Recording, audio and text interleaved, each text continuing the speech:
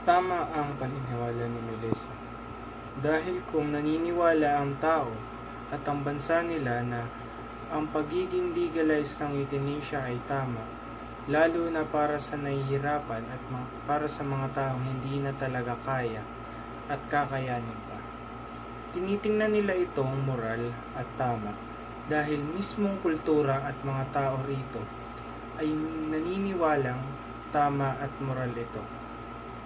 Hindi pwedeng sabihin na mali ang paniniwala ni Melissa dahil ang moral norms o ang paniniwala nilang lokal na tama ito at hindi pangkalahatan, kaya tama ang paniniwala nila base sa kultura at bansang kinabibilangan nila.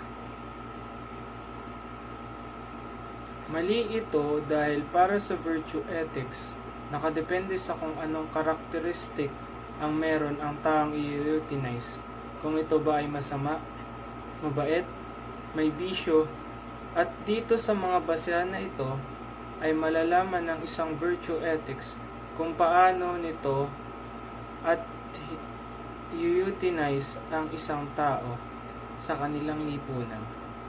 Ang morality nito ay nakabase sa batas o sa kultura nila kung anong klaseng tao ba ang i-euthanize.